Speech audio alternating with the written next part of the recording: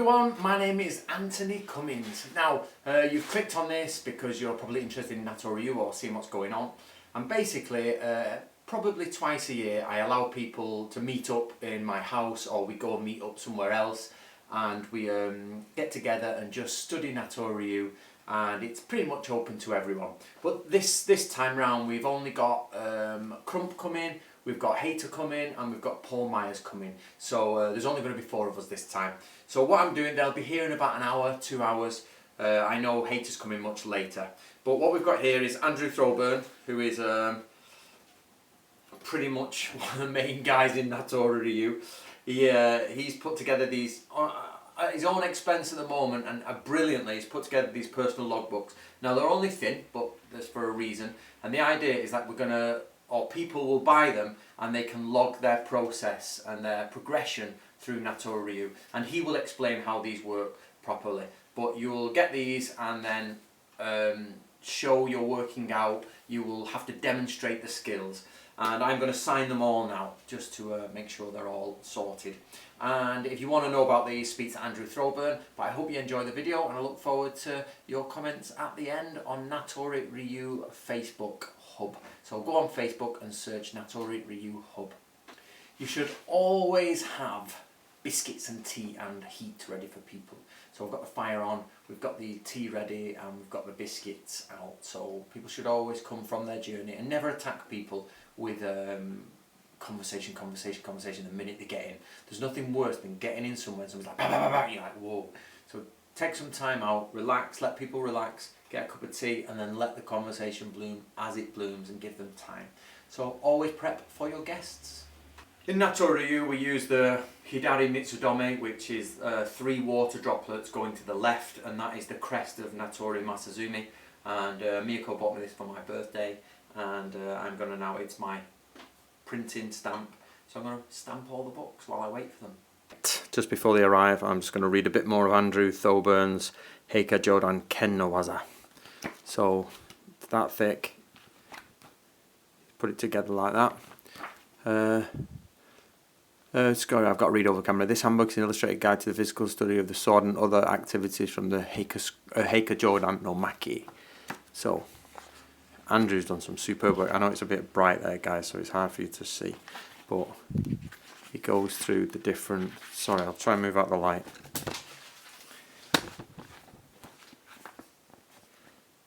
He's basically illustrated every page. It gives you all the how to tie the knots. So, the 3 shaku walking. There's the man himself. He's done some really good artwork in it. It's sort of, I think the word's lithograph. I think it's over a photograph. I can't quite remember. Or something scope. But there he shows you how to do all the different things. Now you can pick these up from Andrew if you want to have a look at one. So I won't show you too much. But if you want to get involved with that type of thing, you need to speak to Mr. Thorburn. Mr. Natori Ryu himself. He's more popular than me, is our Thorburn, isn't he? Right, Mr. Crump is here, as is Mr. Paul. How are you, Myers? So, Paul again has Crump brought like a bag and a half of equipment. Paul has literally filled my house with armour and horses and tanks. Yay!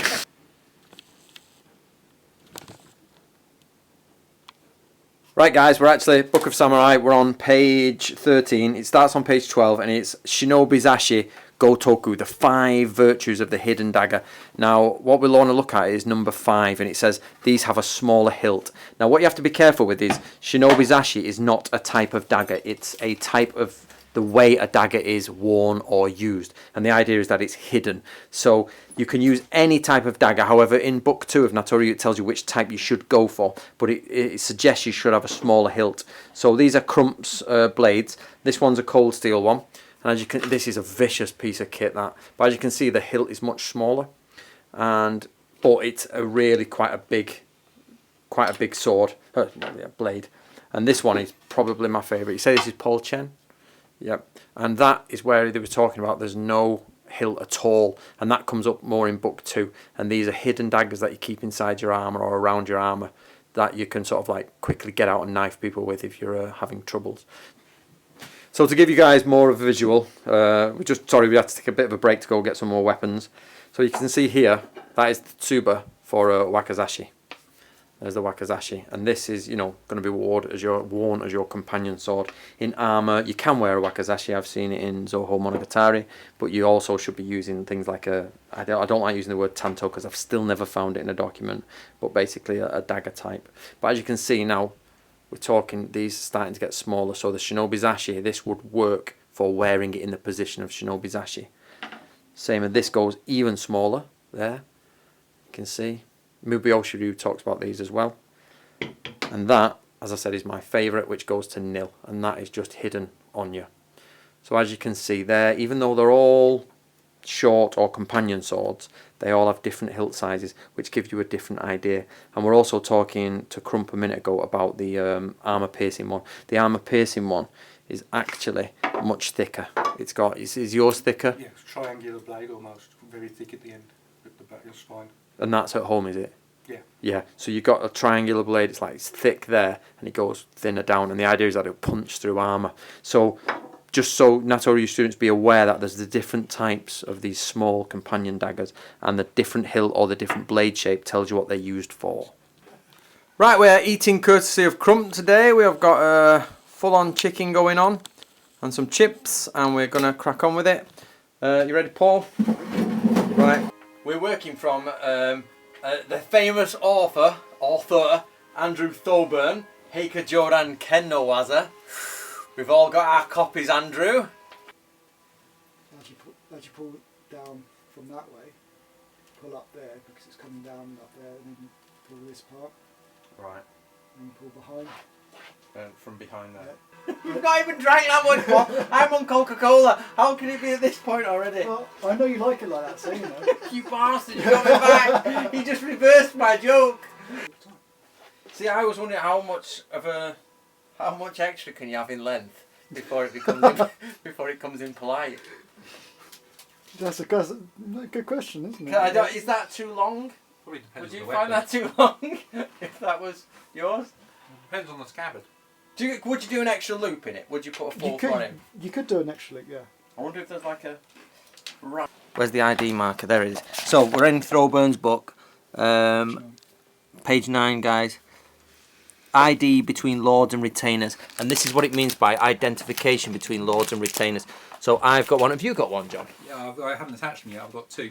Right. So, John's got his. Me and Paul have both got these. I'll put the... there'll be a link with a code for this sword here.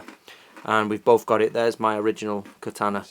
But yeah, and that's sort of a different one. So if we were in a squad now and looking, and we've all got dirt on our faces, or we've got hachimaki on, headbands, we can quickly look at everybody's Sageo and like, yep, okay, we're all from the same team. And that's how it works, especially in like low light, things like that. And cross them over. So it's going out. Yeah. So it's going out that way basically. Yeah. Okay, the first one, bring it. Yep, there we go. Right, guys. First time actually, we're trying to find the Japanese for what I'm about to talk about, and we were like, "Was anybody got a Kindle version? We need to search the book." And Steve has just said, "Why don't we check Andrew's new book?" So, and it was right there. So well done, Andrew. Right, basically you've got Shinobi Jirushi, which Jirushi is a type of mark, but it means hidden mark. So Paul, if you come down here, so what we've got here is the different. Sorry, what we've got here is everybody's katana and one wakizashi. And this is the idea of the identification markers, like I've said. So they're now exactly as a squad of 5 men. So 1, 2, 3, 4, 5. When we need one more, which Steve needs to get one, and on his katana. And then we've got a very similar, and we're going to look the same. But the point here is that we can see each other's Sageo, and we know we're all from the same group. But this creates a problem, is that in low light, and Isui Sensei talks about this, is you can't tell which one's yours. And it's really fucking obvious now, isn't it? That you're like, well, which one's yours, Paul? So I physically, because I haven't put one on, I've put my name on that. So, which is just, you just wipe off marker. So this is where he's talking about these hidden marks. And in Andrew's thingy, you can see Andrew's got one there. He's got a bit over that one. Bit of copper there, or he's got a dot there. So the idea is you've got to be able to feel it. I think Taran had one. We're talking about a red dot, wasn't it? He had a raised red dot he could touch. And I'm going to get a piece of copper and put that around mine. But what I wanted to show you guys is, let's get, these are the logbook we're using. So Andrew's logbook. So Paul's. So what we're going to go to is he's got his equipment, but so here we go. Sageo Shichitoku, which means the 7 virtues of the Sageo cord. Now, here we go. Right, so what we've got here is identification between lords and retainers. So Paul has not achieved this, that's the wrong word, but we can sign this off because Paul has gone and got the Sageo. We've got the same one and it works together. So let's stamp that off. John as well, I'll need yours.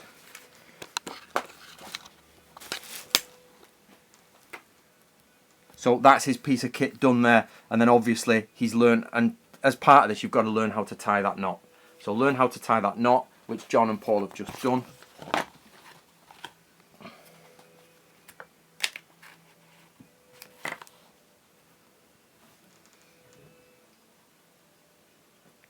And basically group captains can do this. Again, I want to stress this is not a case of one is the sensei, one is not, but it does need someone who's put the organisation, who's pulled the thing together to witness this, to do it. Some are easy like this. This is literally just buying one and learning to tie that knot. But it takes something out of the book and makes it physically real. And you've got to actually do it. And bit by bit you can go through these logbooks and make... Okay guys, we're down to very technical stuff now and very adult. We're on... So we're talking about, as I say, I agree, everybody, if we all spoke fluent Japanese would be perfect. It would be all great if we were born in Japan, but we're not. Some are better at languages, some are not. So, but there is a lot of things in, as I say, I don't speak Japanese, but there's a lot of mispronunciation in the world of the samurai swords. Like a lot of people say Sageo instead of Sageo. So we're on here, so we look at this thing, we've got a horse, which is... Yeah, there it is, and that's the horse there. So as you can see in the story. So what I'm doing is I'm going. It's a little bit difficult because it's a small kid's toy, to be honest. But we're looking at these as Saya, Sageo, and we're going through all the different names for the sword, which we are using. By the way, we are using the Royal Armories. So definitely worth a gander at that. Right, guys. So guys, what we're at here is the Kozuka, which is this bit here. Don't know if you can zoom in on that, Paul. So if you actually look at page, oh, we've lost the page. There we go. We're on page 11. This is a Kozuka Santoku. So that's the 3 virtues of the scabbard knife, and you can see that it's number 2 is to use as a divided marker, and you can see here on some of them these blades come out, and that bit will come off. Now, what you've got is, so for example, say we're just talking about, I've got Crump. I need to send a message to Crump, but he's never met John. So point at John for me, Paul. John's arrived, by the way, everyone. So if he's never met John, but I'm sending John with a message, I will divide, because Crump knows me and he knows my scabbard knife. I will take that off, give it to John and say, here's a message. He will take it to him, and he'll be like, yep, that's an authentic message. Then you bring it back to me with your return message, because I know you've been and told him. There we go. And then you put that back in your back in your scabbard. So that's one of the ones. So if you can't, which is difficult to get, is we'll try and get some scabbards in the future that allow for Kozuka, but they're more expensive, if you know what I mean.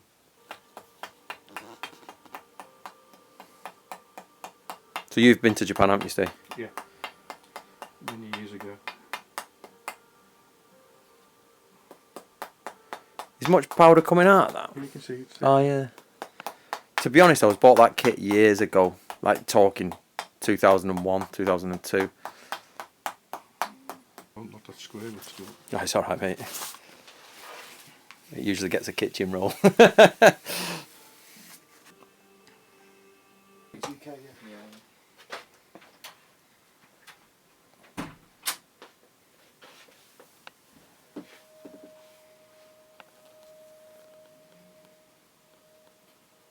Basically, guys, I'm not sure, because in whenever you read the manuals, it talks about the quick sharpening. It says you've got to use like sort of like crushed quartz, if you like, or inside of a moleskin, and you do it, and they're not shiny. And you can see on this one, it's got lots of little scratch lines down it. So I presume it's never been cleaned since it was actually used in that way.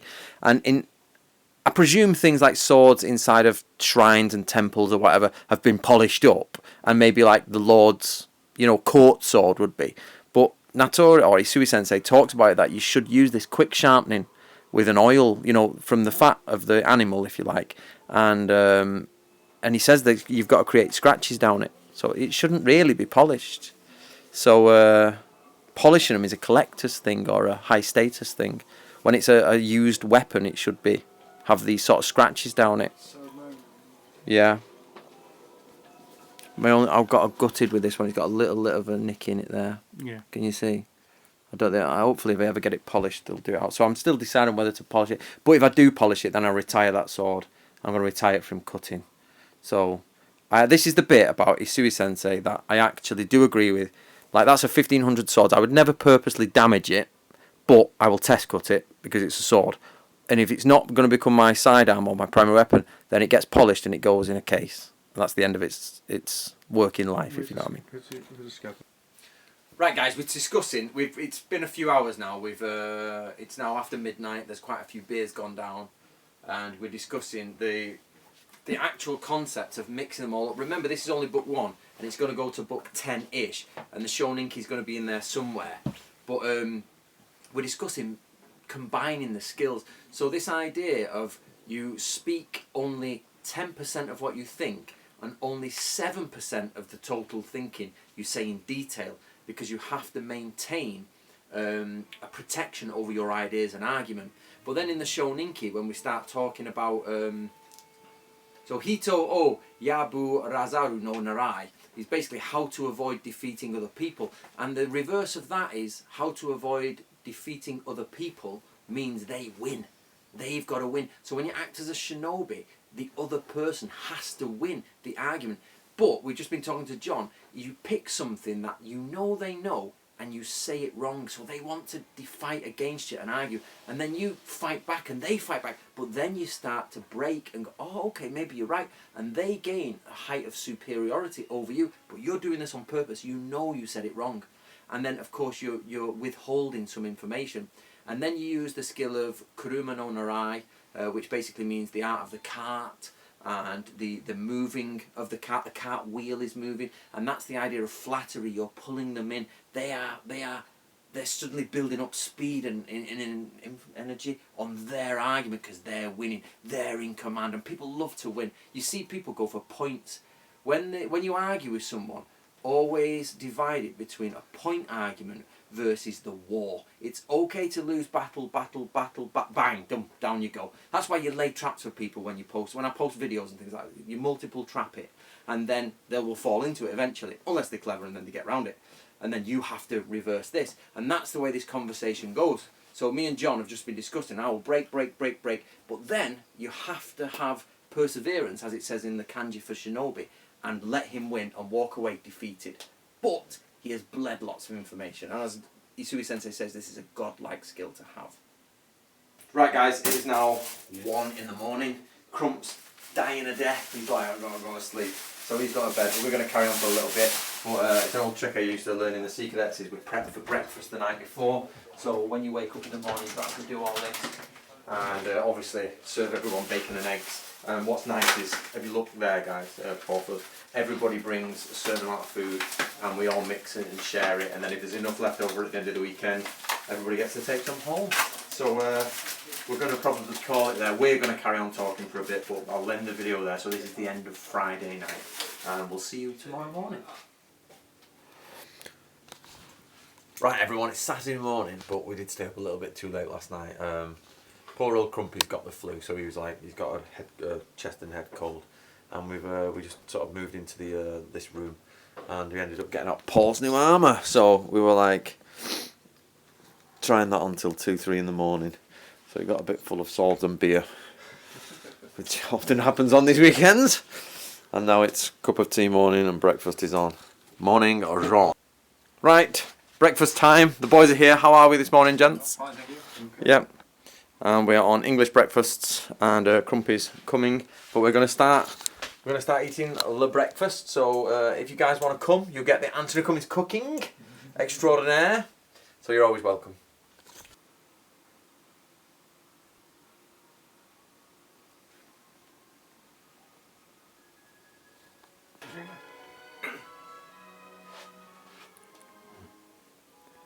Right, we've got a busy day ahead of us. We're going to, first of all, do an hour or so of study and chatting about history and about the different elements. And then after that, we're going to prep and go out in armour. And it seems the rain's holding off, so it should be quite good. So I might put a couple of sections of this on, but for you guys out there, it's literally study of the book, study of Shoninki, study of Sun Tzu's Art of War, some religious things, and a bit of Andrew's new book. Hi guys! My name's Anthony Cummins. How are you? Right guys, I'm Anthony Cummins. Right, we're just discussing now, we've gone through Confucianism, Buddhism and Taoism, and we just open up with some general questions. What is Confucianism? What is Taoism? What is Buddhism? And you wouldn't believe, and no, not John, I'm not talking about John here, John fucking who's sitting on the computer over there knows loads about this stuff, but you will find, myself included, and it wasn't long ago I was like, you've heard of these things, you sort of know about the Buddha, you sort of know about Lao Tzu, but you're not quite sure. And then you realise when you actually ask direct questions and you're all put on the spot, what did he write? What did he say? What is Buddhism? What are the tenets of Buddhism? People go, actually I don't know. I don't really know. And that's what we found here today. You're like, I know, I've heard of it, and I think I know about it, but when you actually ask, don't you? You're like, actually I don't know. Even though then we went on to the Art of War, and simple questions like how many chapters are in the Art of War, people are like, I'm not sure. Which I know sounds like a strange question, but the Art of War is that famous, and you're meant to study it. You know there's 13 chapters in the Art of War, and most people can only really mention the espionage one, the last one, because they deal with it through ninjutsu. So I can't memorise all 13 chapters, guys, but the idea is that we should at least get that as a status.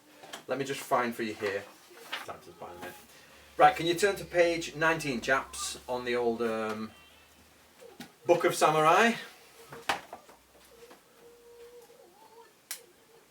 Donkey. Wow, you've got a signed copy by the author. Yeah. Never met you. I can actually thumbstamp that today. So, we're looking at Gunpo, Gunbai, Gunsha, Sabetsu no Koto, which basically means differentiating between the military personnel. So we've got Gunpo, Gunbai, Gunsha. So Gunpo Sha. So Sha is same as ninja, ninsha. Yeah. So that means person, mono. So it's one way of saying it is mono, the other one is Sha.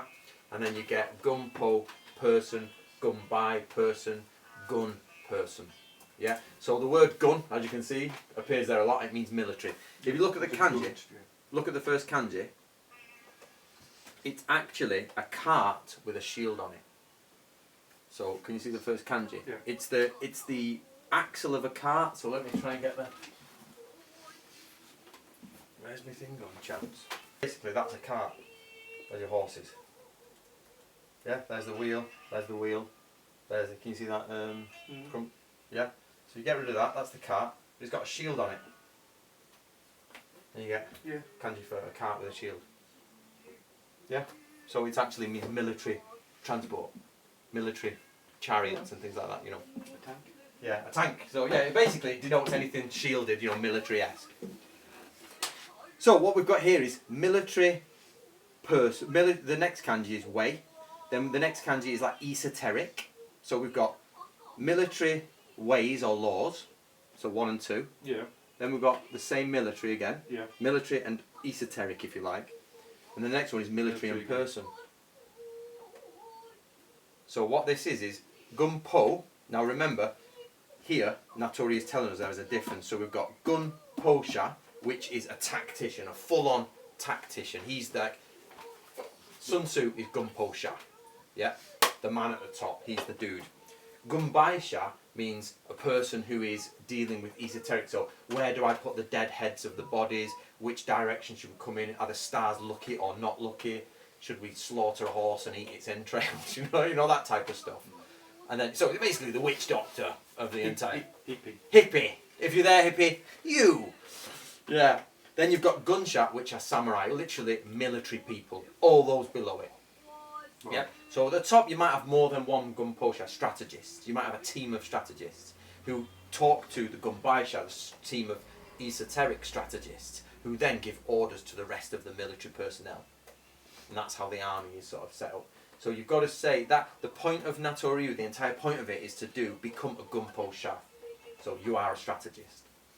Okay? So it says here, going back to the art of war, if you look at quote 33, sorry, footnote 33, it says, sorry, I'm going to read from the text, but you're going to go there. A gunposha is a person who knows the foundation of morals and who has mastered the goji nanake shido no ho. So goji, if you go down to 33, so can you see the first part, Yeah. the kanji for 5, refers to the 5 constant factors and the 7 considerations.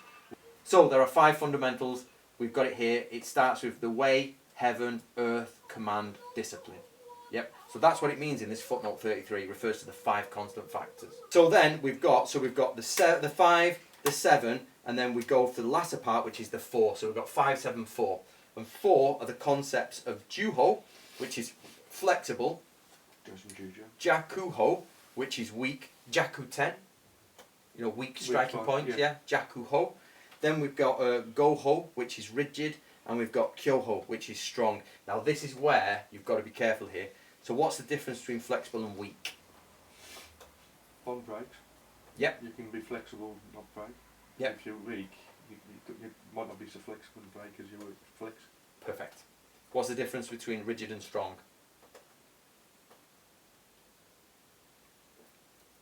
The strength. Sometimes you want you to move to be straight and strong, but if you're rigid you can't move. So if you can see they're 2 pairs of opposites. So you've got flexible and rigid, and you've got weak and strong. Yeah. So at times it's saying, I'm you see what I mean? You can see that it's actually 2 sets of 2. So at times it says you need to be strong. You need to have strong. But if you go and batter something strong, strong, strong, and it's stronger than you will lose. Yeah. Sometimes you just need to form up and be rigid. We're not moving, we're not shifting, we're there, bang, and they will batter on you. Other times it's like, give in, relax, let's flex with it, it's okay, let's flex back. And other times it's break and run. Yeah? It depends. So these don't only work with military full-on, spears on the battlefield. This is even in. Crump just destroyed me. Okay, so we're gonna use Hito o Yaburazaru no Narai, which is how to avoid defeating other people. Do you remember it last night? And it says, be aware that there are 4 principles to be used in conversation, and each needs to be used in their appropriate place. The 4 principles are go, kyo, ju, jaku. Hard, strong, flexible, weak. So, this is what they mean by this. This is the sort of Natori. In Natori's secret scrolls, there is an entire scroll dedicated to these 4 concepts and how to manipulate and use them. And Natori is saying, at one point in Heika Jodan no Maki, he's saying you should use these as a commander. When to be strong, when to be flexible, when to be rigid, when to be weak and break. And he's also saying when you're a shinobi and you have to talk and converse, sometimes we're talking, Crump, and I'm like, no, Crump, that's wrong. You are wrong, that not at all. And I'm strong with you. And you can be strong back, and then it becomes an argument of dominance. Yeah? And then if you talk strong to me, I will change and go weak. Oh, okay, you win. Oh, I say you have victory over me. But then you can be like, Anthony, it's this, Anthony, it's this. I can be saying, I can sort of see you understand that, and I can be flexible and move around you. Yeah? And that's how you deal with a conversation in Shinobi no Jutsu. And you have to assess, and this is what Isui Sensei says, is you have to assess when you change tact. Bang, I'm going to be strong. Bang, I'm going to be weak. Bang, I'm going to be flexible. I'm going to be rigid. We're not moving on that point. I am not moving on that point. Yeah, oh no, I see what you mean. And that's how you work conversation. So this, most people miss it, guys, most people miss this, but footnote 33 on page 19, possibly one of the most important footnotes in the book, because that is the foundation of everything you need to know. So, right, okay, we've just been talking about Gunpo, Gunbai, Gunsha, Sabetsu, no Koto. Remember, no Koto sort of means the ways of, points on, things like that. So if you get your logbooks, guys, so that's page 19, you will see articles for time of peace on your logbook, everyone, and it's page 18. Now what I want to be clear on here, and Andrew will explain this to you guys, just because you've done it doesn't mean you get it ticked off. That's not a done tick off. But what I do want to put in, and maybe Andrew can add an extra box on the next set, is I want you to use a tally chart. So next to it, if you look down page 18, it says Gunpo, Gunbai, Gunsha. There it is, yeah. So next to it, this is yours, Paul. Yep.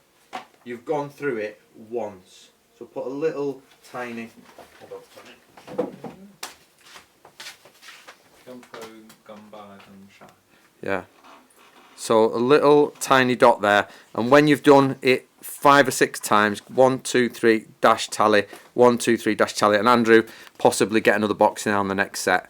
And the reason is because it'll keep a record of how many times you've actually studied it, and then what it'll be is your dojo captain, myself, Throwburn, someone like that. James will do his guys. What'll happen is there will be all the books will be short. It'll be like, what's Gunbai Sha? What does gun mean? What, you know? And then you'll be like, okay, it's that. Okay, let's stamp it off. You're done. So at least this way you'll know how many times you've gone through it. So make sure you do that in all yours, guys. Have you? Morgan. I've just found out. Did I tell you, John? Oh, guys, I've just found out. As soon as the camera's rolling, I did this book called Samurai War Stories, and me and Yoshi did it just for fun. We had a break in the Bansen Shukai because the Bansen Shukai was that long. So for a break, we decided to translate a different document. 61. It changes to Musha Monogatari, Tales of the Samurai, and we've just found, guys, in Natori Book 2, he references this. They actually, in Natori, were reading like that much of this book, this translation, because it's made of 3 documents. So this was quite a popular thing going around Japan at the time, and it was like stories of old samurai war stories and things like that. So they actually, we do know that Natori and the students were reading that, and just by chance we've actually already translated it. So like, nice, that's one in the bag. Right, guys, what we're going to is 2 armies here, and we're on page 303. However, the 303 section is only a slight bit of it. The rest of it I'm piecing together from other parts, unpublished Natori Ryu, also from other sections and other pages. But it says, often 100 times a day, 2 sides may face off and look as they are about to start fighting. Do not be alarmed. Both sides will advance and the Ashigaru will move into position and shoot their muskets, but more often than not, close combat will not ensue. However, from the moment you step away from home, you should never drop your guard. So then we go to 304. It says phases of battle. Both sides will face off in formation. So both sides will face off in formation, which is followed by an exchange of musket fire. And the Ashigaru will peel off to both left and right. At this point, the samurai will dismount and form a body of men. And they will work their way to face each other. So let's go. And this is called Yariba. So let's go through that. So basically, guys, what we've got here is we've got the Ashigaru, and I've put them in 2 bricks because they peel left and peel right. Which one is mine, John? That one, right. Sorry, Steve. Then you've got your vanguard. These are your most hardened troops. They're like the bee's knees. Now, Natori Masatoshi, which is Natori Isui Sensei's grandfather, was vanguard in the Takeda clan. So he is like proper hard warrior. The only other warriors you put in here are often people who've come from the other side or people who've only just joined you because you can't trust them, so you don't want them behind, because if they turn, they'll kill. So it's a mixture of seasoned warriors and people who have come in from the not from the enemy, but who could be the enemy. They've just ronin have joined the army. So you give them a flag and a different colour from you, so you can identify them. So if they change in battle, you're not confused. You can be like, let's kill them. Then sometimes you get your left wing and your right wing, and then you will get your second troop. Now, then you get your Hatamoto command group. So there's the Taisho, there's the commander. He is your, that's his command group. There could be hundreds of those. That's his closest warriors. And the idea is that he never gets into combat. The idea is that he wins before it gets to him. And then up here you have like the baggage train or rear troop that's protected. So what happens is, it says they will come in together here, they will get to this point, and the army might take days to get to this point, positioning, checking, they'll go through, as we talked about, Sun Tzu's 5 constant factors, how good is he, or who has the best geography, that type of thing. And then the Gunbaisha, which is in this section here, they will say, oh, we're in an ill-luck direction, we can't do it, but then the actual tacticians who are not crazy witch doctors will say, but we've got better tactical advantage.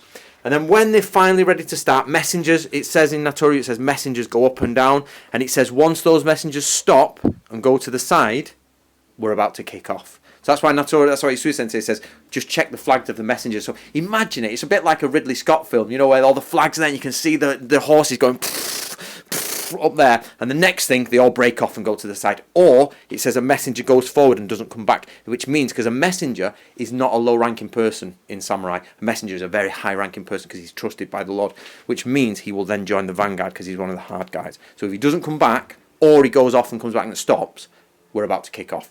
So then, can you push them forward for me, Paul? They will get to this point, but they'll get to engage in.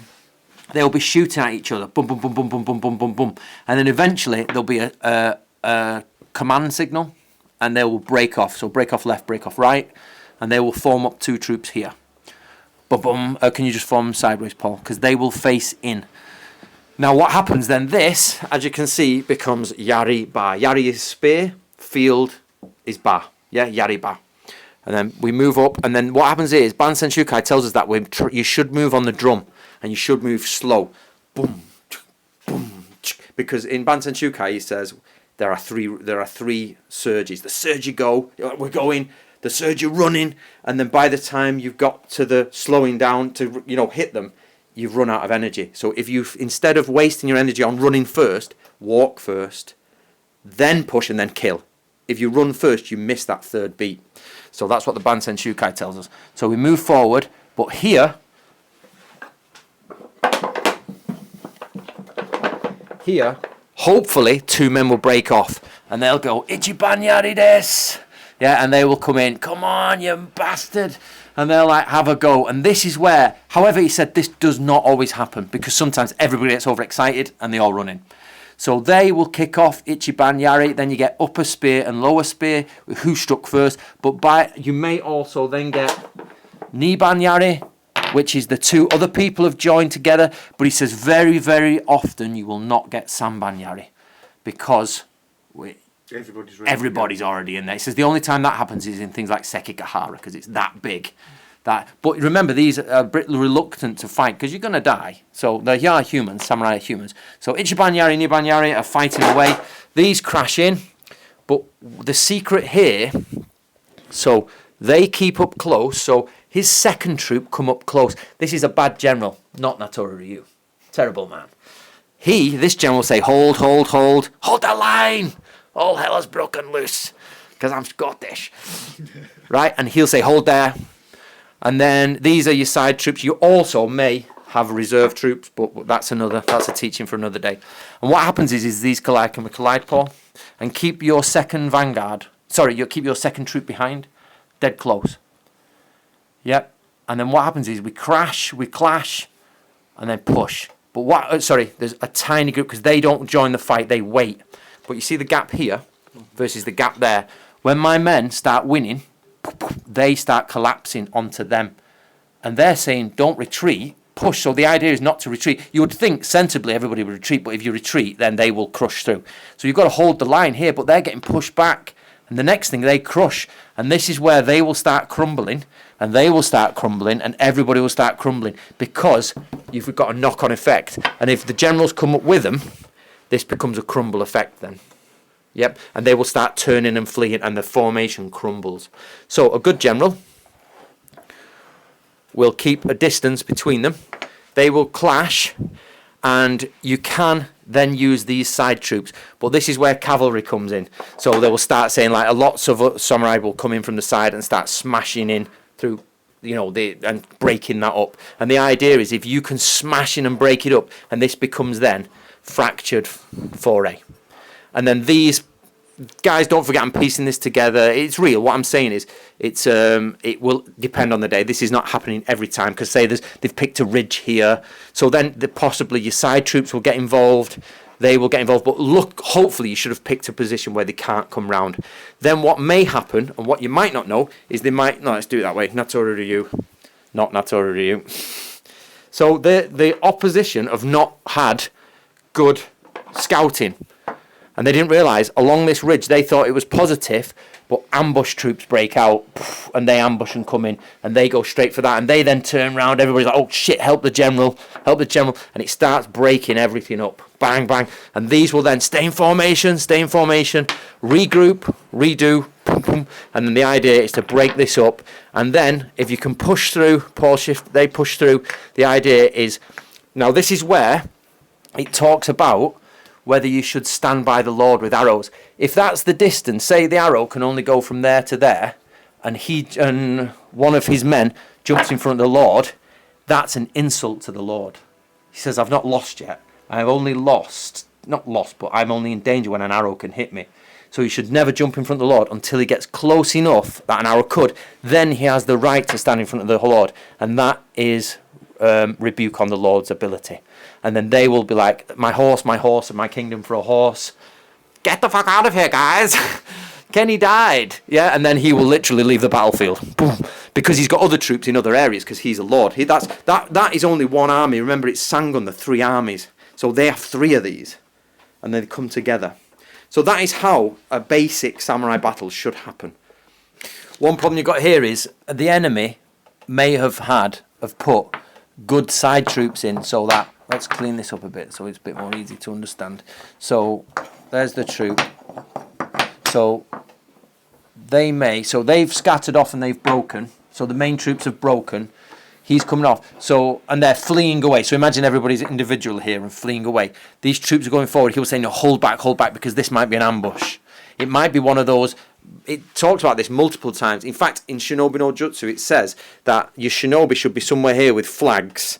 And then if they're running away, and every time they run away, they look left, look right, and all of them look at the same spot, there's an ambush there. So imagine the soldiers running away, and the next thing is you notice all the heads. So the shinobi gets out of the grass and waves a flag like a red flag. Don't go, stop. There's an ambush there. So it could be a false retreat. Hence, before when it said the 4 ways, be weak. This is a weakness, feign weakness, break. We break because you know they're going to go for it. Everybody likes to win. So the general has got to assess, but he knows he's got shinobi in position. He says there's no ambush, there's no side trip, so we know. But he does say, and this is where Isui Sensei talks about half spearing and true spearing. So if they're fleeing and they're fighting as they're fleeing, it's not really a true victory. It's like, yeah, come on, you're just cutting down people who are running away now. You know, you're not really that. It's not that hard of a task. So. But what we have here is the head ceremony where you take, so on the battlefield now, they're ripping heads off, they're taking noses off, they're putting heads in bags and they're pulling it back and they get the signal to return. And they return, and what they do is they hold the head ceremony. They will hold the head ceremony here on enemy territory where the enemy were. Because it A, shows dominance over them. And in the book it says there are 12 reasons why. Part of those reasons is to rebuild the chi of the enemy, of the army, to get rid of the chi of the enemy, show victory over them, and to stop your samurai going for miles. So if they go for miles, the army's separated, but you need to keep them together. But those are in bloodlust. They're just going to keep running. I want more heads, because if they get that general who's running, they go up massively in promotion. Even an Ashigaru gets that head. Even if you didn't kill him, he gets promoted. Samurai, everything's great. Yeah, so that's why you've got to keep them back. And that's why you need to have shinobi signaling to you to make sure there's no traps. So are we okay with that, guys? Yeah. Okay, a question has just come up as where are the shinobi? Now remember, we've got Natori Ryu on this side and we've got the enemy on that side. Now, you have to remember that shinobi, the point of a shinobi is that they are in enemy territory. They are never in your territory. They relay information back and of course they come back, but the point is they are actually either in the ranks of the enemy and they will cause problems, or they're on the outside scouting and ambushing. So an enemy shinobi, your shinobi in an enemy rank may try and kill the general if he can, or because you've infiltrated them, or they'll be in an ambush place to check for ambushes and they're signalling with flags back. So let's have a shinobi on a monomi. The shinobi goes out at night the day before and he hides right near the army, or as the Bansen Shukai tells us, it uses ways to get into enemy strongholds and fortifications. But the monomi does this. He rides out. He doesn't go. There's the enemy line. The shinobi is inside the enemy line. The monomi goes to no man's land, and when he runs out, he will run in this formation. And he runs in a zigzag because, one, it stops arrows, and two, he can check every avenue like that. And then he'll go and he'll come shield on. Now there's actually something called coward's return and sort of hero's return, and this is depending if you go left or right, in or yo, because left and right have in and yo associations, and if you turn one way it shows you're a coward, if you turn the other way it shows you're brave, and there's all that type of thing. So there's ritual with it, but then they come back and they come back in a whirly line to get rid of the arrows. Or the other one that they do is they will have a main guy lead up like that, and then these two cross behind him, and then they go to that point, then he goes up and they cross behind him, and this is how it happens. And they constantly check for ambush, because remember, you might be on grassy fields, bamboo bits, and they're literally going up and down the battlefield, and then they will all spin and come back round and zigzag back. Boom.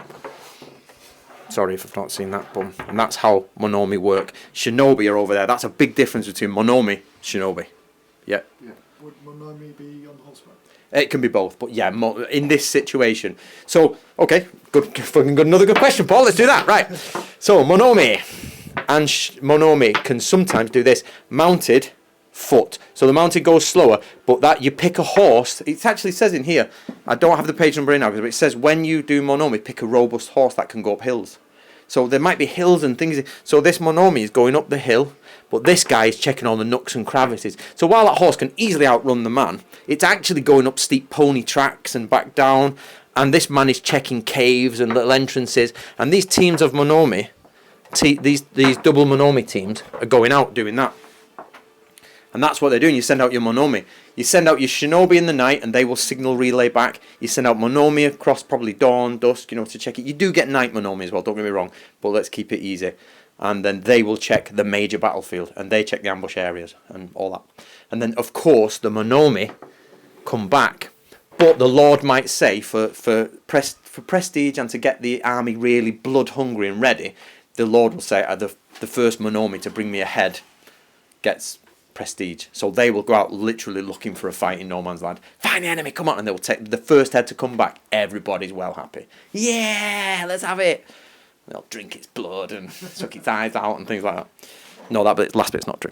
Not be able to get even a digital copy of that. So frustrating. Right, just so you're aware, Peter Allen should be here, but he's apologised because he can't come because he's coming to Japan. So, in essence, Peter's here because he wanted to be here, but we're going to Japan in 3 or 4 weeks, and he's saving up for that, which is awesome. So, we know Pete wants to be here, but the things we're saying about you, Peter, is disgusting. you are here, my friend. You are here, Peter, without doubt. Everybody is discussing the things you do with decapitated heads, and we know you're keeping them in your basement. We know you do, Peter. The last person you want to mess with is not the Wu-Tang Clan. Don't fuck with the Wu-Tang Clan or Peter Allen.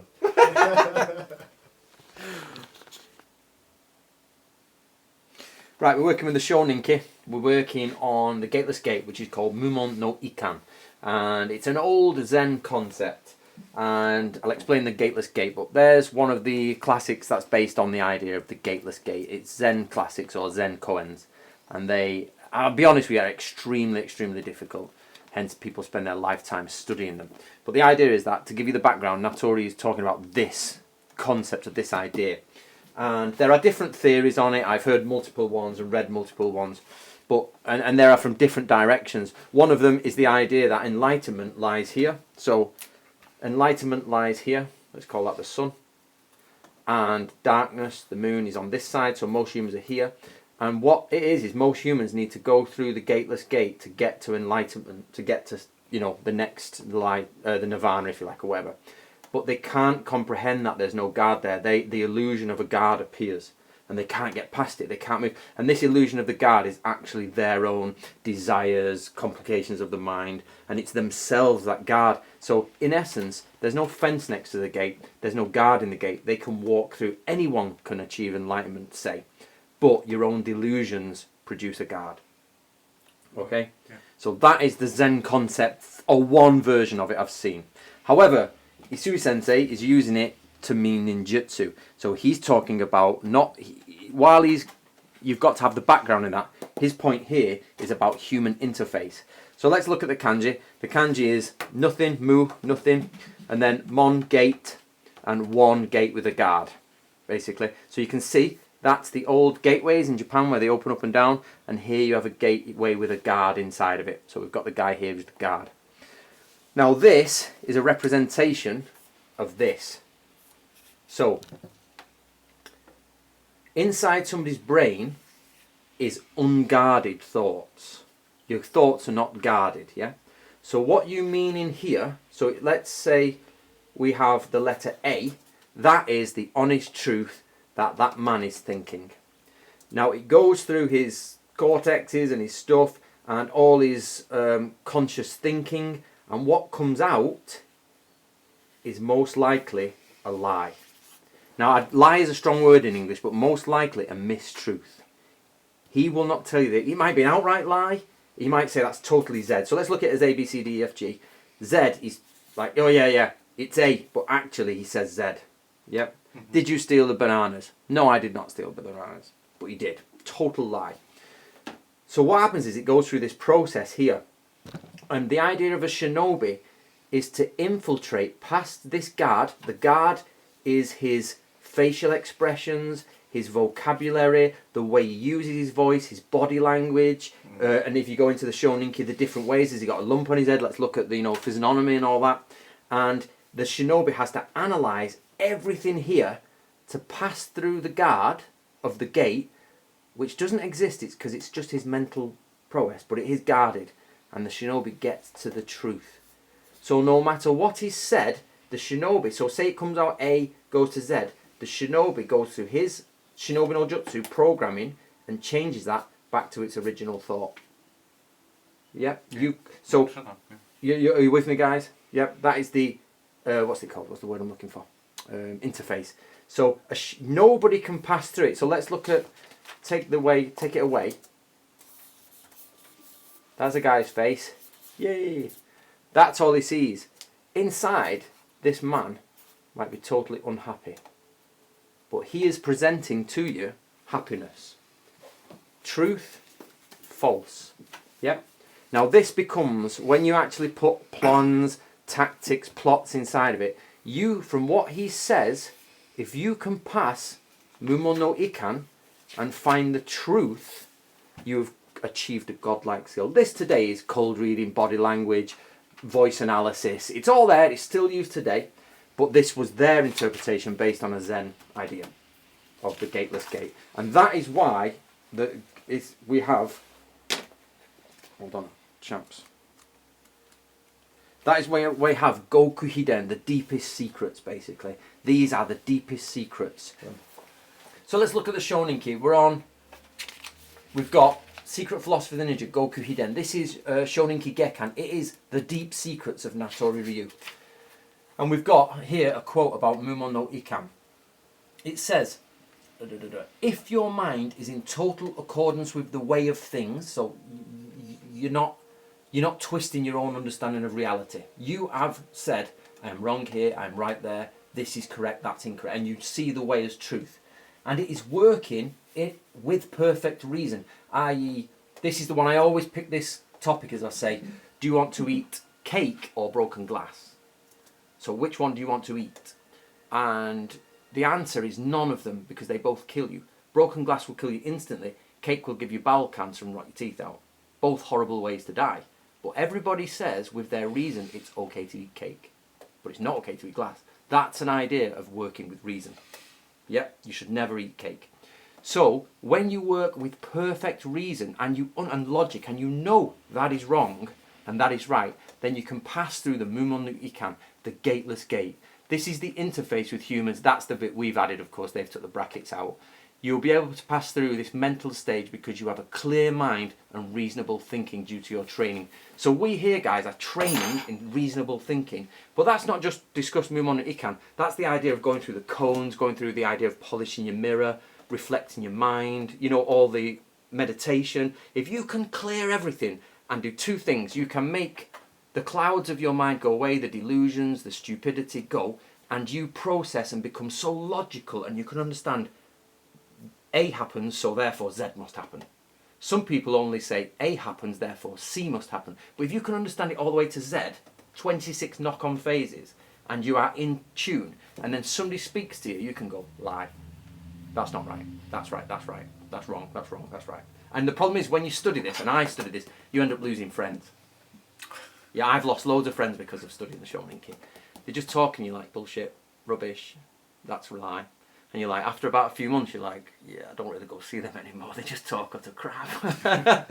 So that is, guys. So I know we've got Thoburn out there. Thoburn will carry this lesson on. and people like James and everything in their dojos. Don't forget you've got all the northern groups and the southern groups. This is the Shoninki is a conversation about ninjutsu, but beneath it. So how many documents have you just found on Chinese classics, John? About 30 or so. About 30 Natori's reading. So 30 Chinese classics, X amount of Japanese classics, 30 volumes of Natori Ryu and Shoninki. The concept of Mumon no Ikan rests on a massive foundation. It isn't just on its own at the top. You've got to rest on this massive foundation to understand Mumon no Ikan. Right guys, let's crack on. Right, it's armour time guys. I'm going to now get in my Iron Mountain armories. So make sure if you're going to get some armour, get in touch with them and keep up to date with what they're. My father kindly bought this for me. It's a fireworks set, and it's just easier to use this. So we're going to go and try and use some for the flaming spears. So they're just fireworks from a shop, but it's a very good collection. So we're going to use them. Right, guys, I am rigged, travel ready. So we're going out with wooden bokkens just because we don't want the police around us. So I've got my waranji ready, hanging for the next one. I've got my mempo attached. It tells us to do this in Natori Ryu.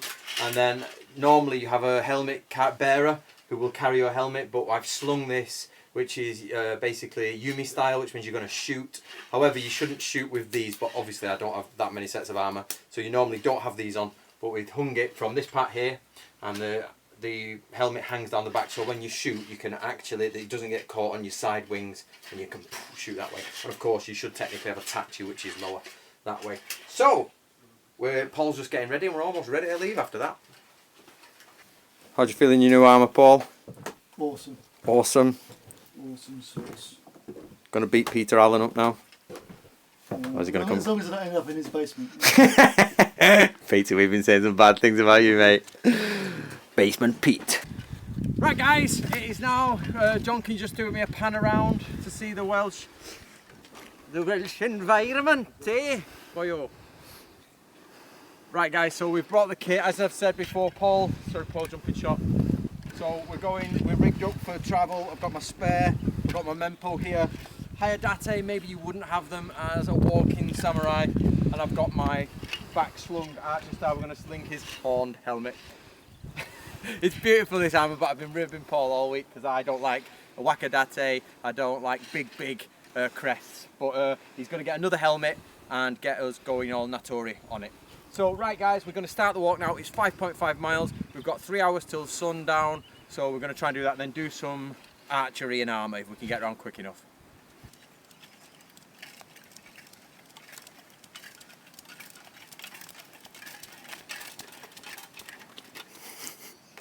Joining the ranks.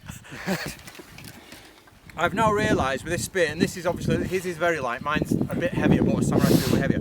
I can now understand why they have a spear bearer, because when you're walking, this bounces and slaps against your hand, and the knuckle here starts getting really sore. So I can understand why they have a spear bearer. Oh. Right, sorry, a car passed. Right, so that knuckle hurts, so if you grab that, what would happen is when you're marching, so back off a bit guys, so when you're marching, your spear bearer is on the right. So if I'm there and he would march and we would march along, and if I need my spear quickly, he can pass it to me and I can instantly go, boom. So spear bearer there, and you have your helmet bearer on this side, but we don't have that many people. And so there, as I say, I've put it in archery format. But that is why you have spear bearer, and this is definitely telling me that's why. And the other thing on this side is that's really light and doesn't bounce. It's not tied down, it's just with this, and I thought that would be a bit all over the place. It's perfectly stable. It's excellent, that works. Right, we're about 3 miles into the actual trek, guys. It's pretty good. The helmet is brilliant. It doesn't bounce, except when you go downhill. It doesn't bounce. Sorry, it bounces.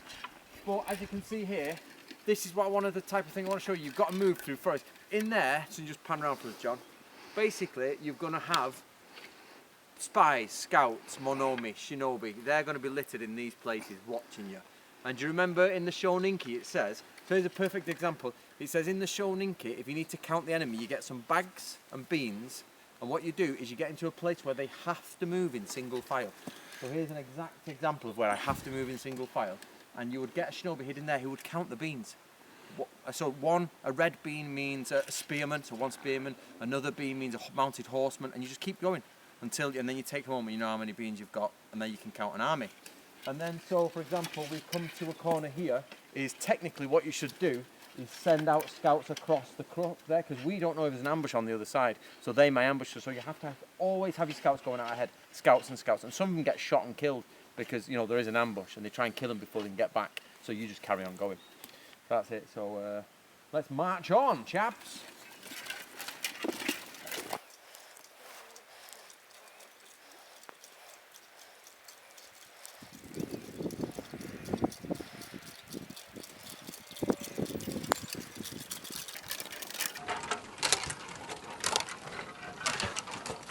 Okay guys, basically what we're doing is we're just going to do a quick test. We know it talks about in the Bansen Shukai, and I know this is in Natori Ryu, I've got the scrolls. We just got a basic firework, it's a fountain only, and I'm going to light it and point it at John, and hopefully not kill John.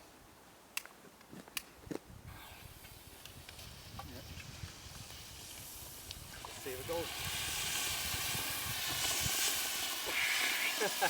So what you would do is you would approach, and you would shoot at the enemy, but if you see the wind's actually blowing it this way, so technically we should be going with the wind and it's gone. John's having a go.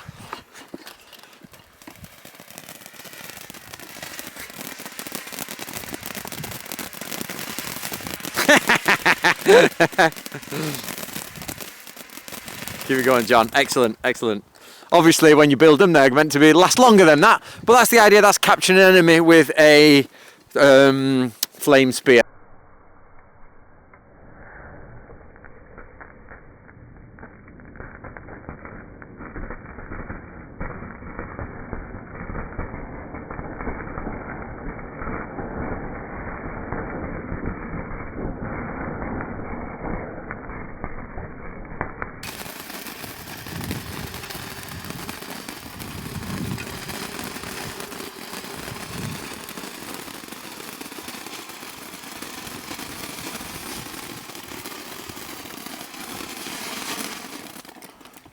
Right guys, the next step is we've just got normal fireworks. These are normal rockets, but the idea is you would build these as Noroshi. They have different names in different schools, but basically Noroshi come in sometimes 3 categories. You get smoke ones, you get fire ones, and you get rocket ones. Sometimes you even get the sort of like Roman candle ones. So the idea is we've just walked through all the way here. We're the Monomi, we're the scouts. We've got all the way through here. The gate is there, so we've found out the open land, and there's no ambushes, and our party are waiting further back, quite far. So we then send them a signal. So we're getting ready, set them off.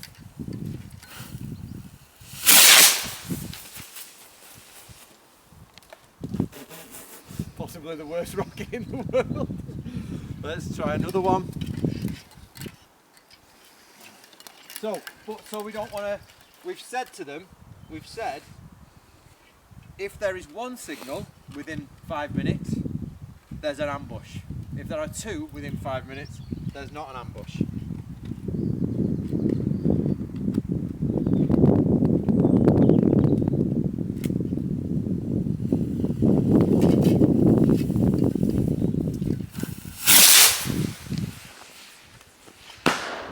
Yeah. Now they know, okay, it's safe to go forward. Obviously we're going to pick all this up when it's cooled down. Now you've got to remember, Chinese fireworks and all that, and the actual Chinese weapons were invented, obviously back in ancient China, and we have them today because of China. And this has no actual meaning from the Japanese scrolls, but there are lots of Chinese weapons that have multiple firing. So have you seen these lots of the old manuals, Chinese manuals have multiple firing rockets and Chinese firecrackers for escaping, and are used in the Bansen Shukai. So just for fun we're going to let this off, but it's like a 54 rocket, if you know. What's the word I'm looking for? 54 shots.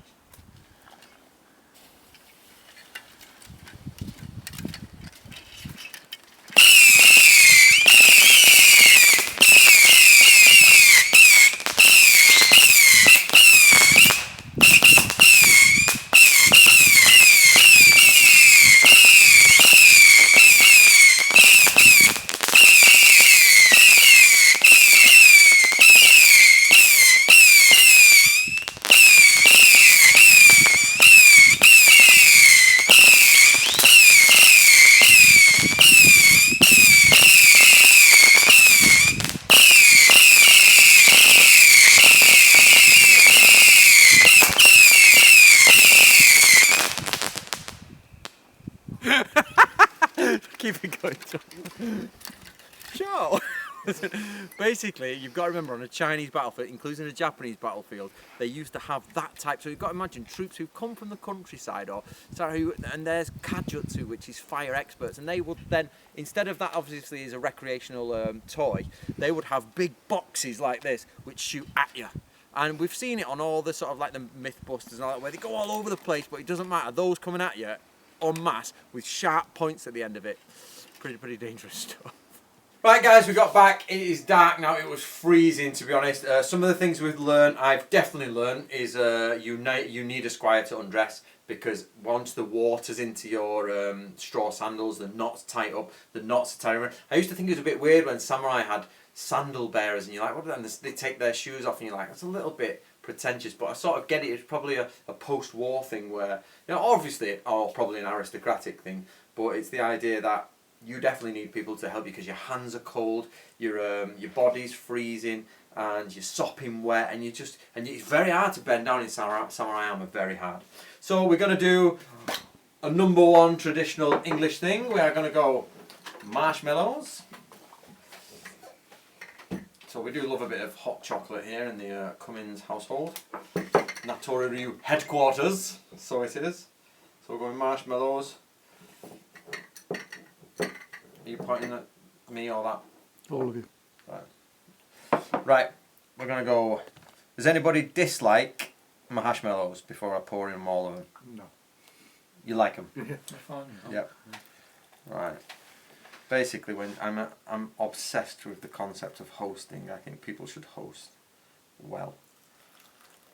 Me and my friend have got a competition. Me and Brian have got a competition, and we've said that when we die, there'll be a big scoreboard in heaven somewhere, and it'll be who gets the most points for hosting and guests. So he's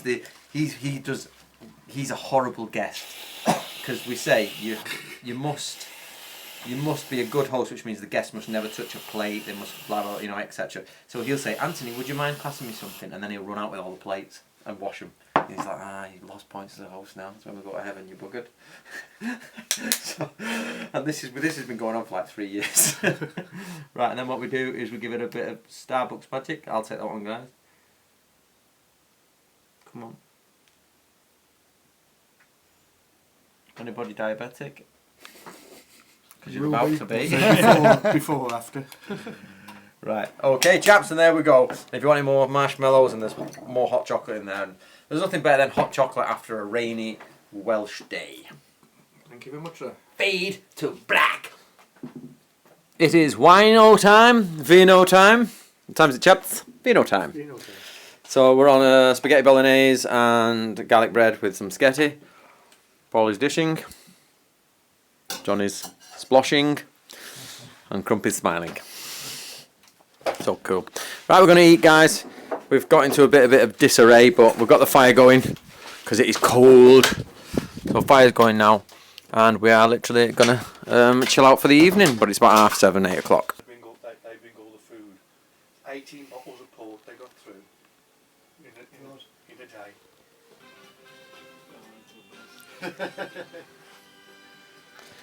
So it's now about 12:30. Sorry we're not taking any videos, but basically we've had a chill that night. It was that walk took it out, didn't it? It was a bit cold, but everybody's happy with the fire. We've had some pork, we've had some cheese and Stilton and all that. But Andrew Throwburn's been putting up his attempt at a counter weekend to ours, and his barbecue in the sun with beautiful blue rivers and gorgeous sunshine. There's not a patch on our Welsh rain. In the slightest, Andrew. It's not a patch on our Welsh rain. But it's I say we're all tired now, so we're going to go crumple to sleep. So Nina Simone's on, and it's time to get sleepy, isn't it? So it's teeth brushing time and off to bed. So we'll see you in the morning for breakfast. Right guys, it is now Sunday morning and we're up a bit late. We left the alarm clocks off because the walk in samurai armour was quite tiring actually, and everybody was a bit sleepy. So we had pork, wine and cheese and all that, and thought let's just wake up when we wake up. So we're just making breakfast. But we've had a really lovely night. Everybody was very nice, and one of the things I absolutely am adamant about is Crump was falling asleep, and I'm adamant that we are set of, or a group that protect each other and help each other, and we're very positive.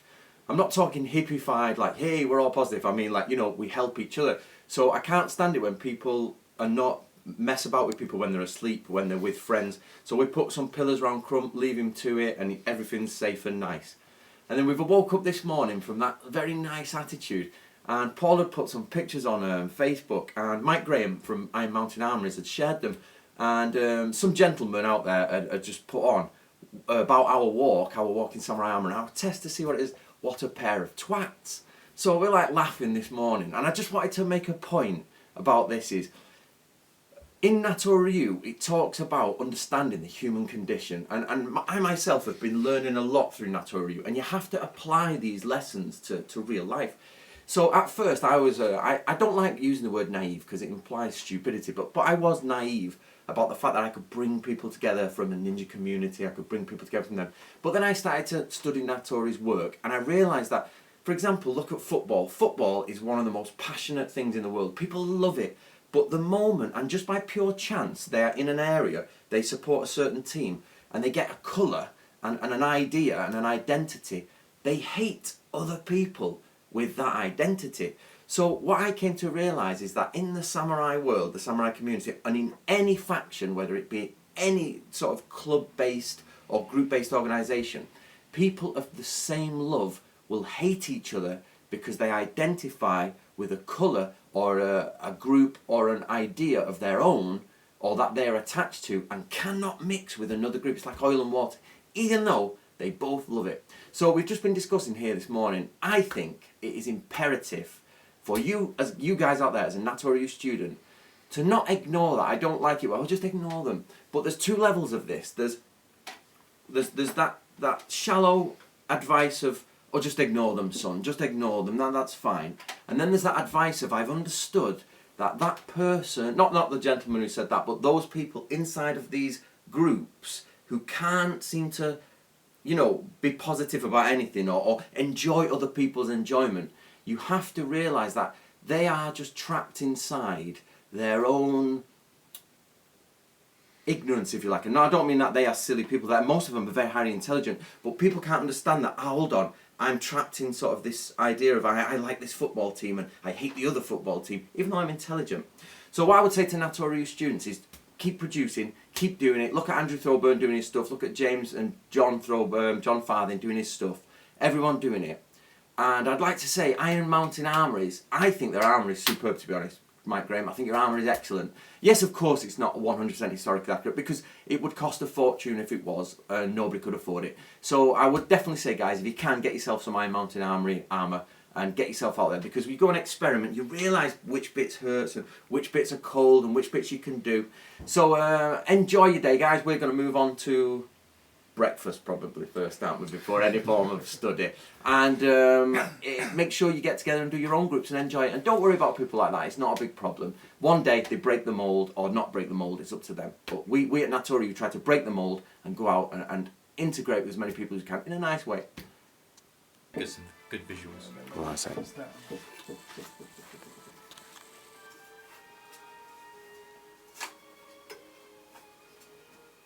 Okay, it's very comfortable. Happy with that? Yeah. This is absolutely a perfect example of put a hidden mark on your sword. I love it when we see Natori's teachings come to life. I've put this mark on my sword and we can no longer find it. So You got your bloody name written I got my name on it. So it just goes to show Natori was like, yep, you will mix your swords up, especially if you have the same Sageo. Has somebody rubbed the name off my sword? There, we found it. There it is. So this is a good example of marks on swords, and we'll on Andrew's logbook we'll mark them off when you actually put a mark on your sword. That's just a temporary one. So when I actually I'm going to buy a piece of copper and put it on there. But the problem is if everybody buys the same piece of copper and puts it in the same place, then you know, you'll have to work it out. Right, guys, we're watching Mr. Throburn. As you are well aware, he's doing a course in Thailand. Their barbecues are not as cool as our cheese and pork. And he is showing, I've been asking him about binding people, because Isui Sensei says how to bind people with Sageo around the legs. So I know there's a reflection on this video, guys, but basically Andrew is showing us how to do it, so we're going to have a bit of a go. I'm not sure where Andrew's got this from yet, I'll have to ask him, but as long as it does the job, that's step one. Step two is find the historical references for this type of thing, but he that's his skill, he loves this stuff, so I presume he's found some stuff for it. Just been talking to the Crump, and actually, I think I was just saying he's already spoke to Andrew, and they've constructed this from cloviches with overhands on them. So I think this has come from Andrew's ingenuity. Yeah, recording. Cool. Right, me and the Crump have gone full Natori. Actually, technically, Crump, you're actually doing better than I am because you've got left leg, which is in Natori the leg of victory. I just made these back in the day, so I might swap it over and get it done on this way, and we can both have legs of victory. So Crump wins on that one. Right, what we're doing, guys, I've just checked, going through Andrew's video, and he's done a clovich from the outside.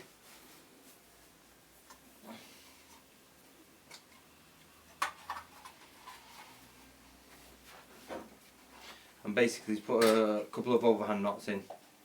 Boom. Boom. He spun it round. Right.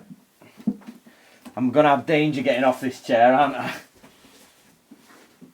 Then... Oh. Sorry, it's pretty difficult to do on yourself.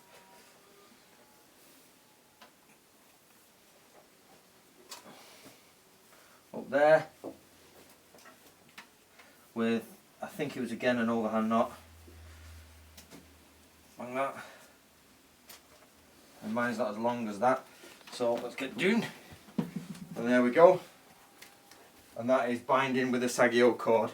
Now I do want to make it clear here, guys, we have not researched that as a traditional knot. That is something that Andrew just come up with as we've talked to Crump, but the main point, as I've always said, first of all, get your data. Second of all, so the data is bind with the legs. Second of all, practicality. Does it work? Yes, it works.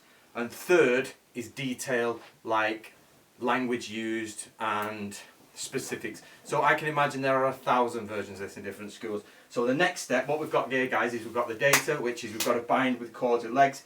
We've got a practical version of it, but now we've got to go research to make sure we can get historical quotes of the different types. So I would not say that it's complete yet. We need to finish off with, historical references. So for you guys out there, we've got to make sure we check and find it in historical documents. But that is a ad hoc practical version from Andrew. So let's all have a go at that.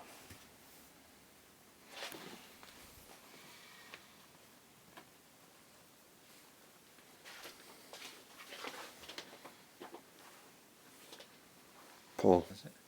No. Do it twice. So do what you're doing. Yeah. Pull. Yeah. Pull it twice. Yeah, pull it. I do it again. But what you're doing is you're pulling it like a shoelace, so pull okay. it down against itself. Yeah, alright, and then Yeah. you're through again, eh? No, just go back round the same piece. Yeah, the same Oh, the piece. same piece. Yep. There you go.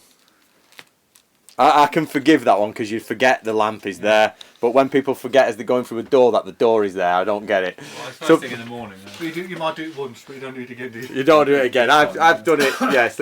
So basically, guys, I live in this old cottage, and there's the roof. And I am not a tall guy. I'm literally 5'10". So Crump is pretty much going to hit that if he walked into it. And everyone hits this. Everyone, they go, because that's about 4 foot high, to be honest. I'm looking at it. That's how tiny the house is. And they just bang their head on it. But people always go to this door. This one you can just about walk under, but that one there, they go stand next to it, John, for me, to show the height. So look at the sort of height of the door. John, so I think people my height who only just have to go down under it could bang their head, but it's always told people who just crack their head. John hasn't this weekend, but... Oh, I have. Oh, have you? Oh, he was in the morning though, wasn't he? Yeah. And they bang! I have no sympathy for them. Look where you're going. This one I have sympathy for you because you don't realise it's there. And the other week I had a cousin here who spiked himself on that and there's blood pouring out of his face. Yeah, and then Crump did it yesterday but didn't cut himself. You know, attention to it. Natori students, ultimate attention of the environment. Sorry, can you come down here, Paul? Right, again, with Vicky's To bind and capture someone alive for the Sageo Shichi Toku, so the 7 virtues of the Sageo Code. So we're not going to sign it off because we haven't done it in totalness, but people have tied their legs together and we've had to go up the arms. So put one little dash next to it, and when you get 5 you'll cross it through, and we could fit in, like, say, probably about 50 tries there, and then when you get to see a group captain. But just to show you, Andrew has gone to the end of this. So it will be securing in place, 3 feet crossing, climbing methods. So somebody just hit their head on the light after saying that. And basically it's all in here, so you'll get them signed off at this point. Okay, annual seminars. This is by me or Andrew when we get together. When, like, for example, he's coming over and doing the meet in July. So we've signed these. So I've got 3rd of March to the 5th of March weekend at Kyugakukan, which is wherever I am, Wales.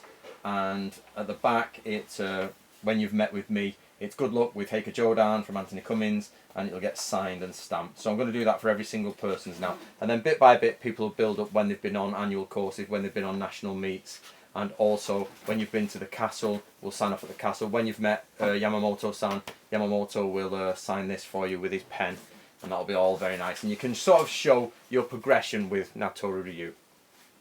Right, guys, we're actually going through the Shoninki at the moment, and what we're doing is we're looking at the kanji for gate, for kan, sorry, which is a gate with the sun in it. There's some older forms with gates with moons, or gate with meaning brightness. And the point is that if this is your gate, the brightness is coming through the gate. And if you turn to page 151 in your Shoninki, you will find it says, as soon as you find a gap in your enemy's defences, take it quickly. Then you will succeed. So this is the kanji for spy. It's called kan. So kanja, shinobi no mono, or ninja, as it changes to. Please, in Natori Ryu we say shinobi no mono. But I know everybody knows it as ninja. So kanja. The idea here is that when a gate opens, the crack of light bursts through, and that's it. You can never stop that. The minute you open it, there's no magical stop, there's no magical thing. The minute there's a gap, and a shinobi has to go through, a kanja has to go through the gap. And this is the point of the poem on page 151. Here is an old verse. As a matter of course, you may be certain of your victory with the coming of the dawn, but the moment you open the door, a ray of the moon will get through it. Yeah? The point is, you think dawn's coming, let's hope dawn in this sense sort of being your victory, or, you know, the new day, and you open up, but boom, the spies get through. And that's his point, you get through as a spy. That's why they use the kanji for kan.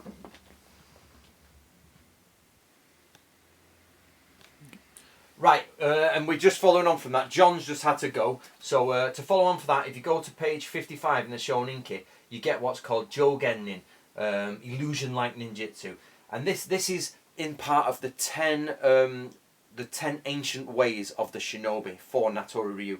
And this is, let me read it to you. It says, taking advantage of even the smallest gap in the opponent's defences. It is essential to be fast with this method.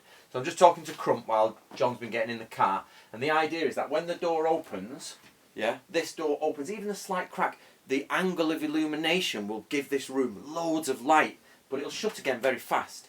So as a shinobi, you've got to clock the information, whether it's a mental conversation, whether it's a castle, whether it's a fortification, it doesn't matter. These 10 ancient ways of ninja are not situational. They are theoretical and open across all of your... So if you sit here as a shinobi and you're looking at the enemy, it might be you're talking to an enemy spy, you might be talking to a local, you might be looking at a fortification, you might be a general looking at the entire war. The point is, once you see a gap, you go in, and hence the poem. So remember, I'm just talking to Crump as well, and basically it went back to the concept of Mumon no Ikan, the gateless gate. Once there is a gate there, there's a defender there, it's the interface of the human, but actually once you learn how to manipulate that and go through, there is no door on the gate. So a shinobi has to look for a gap, or understand what's going on the inside without having to actually be there. I know Fujibayashi talks about this quite a lot as well. Right, we're going to move on to other stuff. Right guys, just to show you, the Grandmaster listing there and the Grandmaster listing there are different. Now, the reason for, when we first published this, we chose to trust the Japanese. It was the Bugei Ryuha Daijiten, which is the big collection of all the works, but they got it wrong in that, so it's technically wrong in ours. The list is correct, the names are correct, but it is the list of Natori Ryu heads of family, not grandmasters. So when you read the blue one, it is no longer the grandmaster list. We've gone back and done the research with the proper archival documents, so we've gone through it all now, and that should be considered the list of family heads. In the new one, which is based on our research, not the Japanese research, is that now we have a reconstructed grandmaster list from the original documents kept in the archival, kept in the archives at Wakayama. We've had to piece it back together. So that is the list, or the most up-to-date list of Natori Ryu grandmasters there is. Now, what we're just discussing at the moment, the difference between the two. Remember, the last person in Natori was a Natori named man, but he was not. He was the last head of the family, but the last head of the school was Yabutani Sensei. So Natori, like in other Koryu, the family come first, the grandmasters come second, and Yabutani Sensei would have given respect to Natori san, or the samurai Natori, because that's the way it goes in hierarchy. But of course, the school was run by a non-Natori member, but the family were.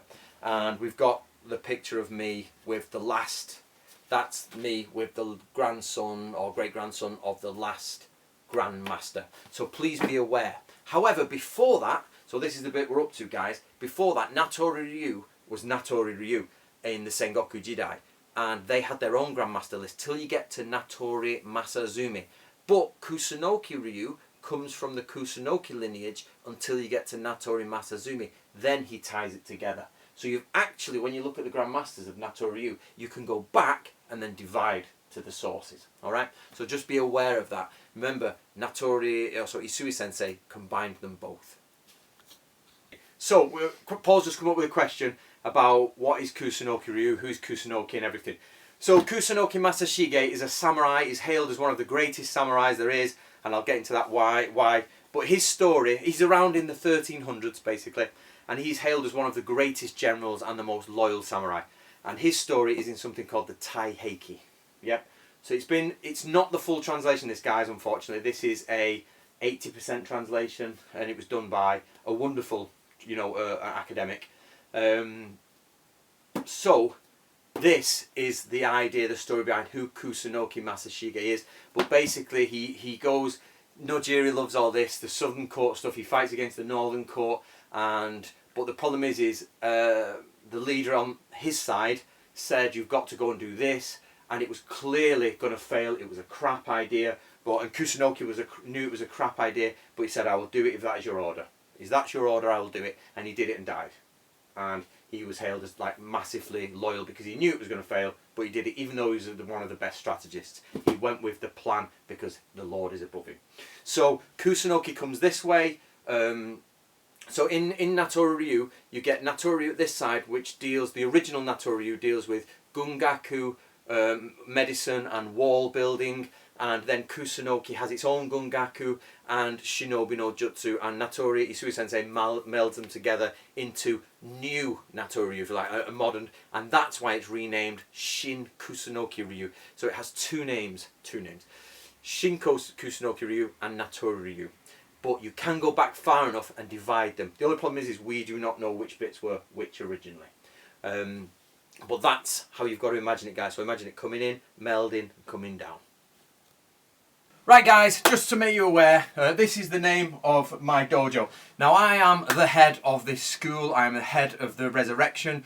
Natori Ryu is not a Koryu as it stands today. Natori Ryu was a Koryu, and it finished in 1868. Let me make that absolutely clear. It finished as Koryu in 1868.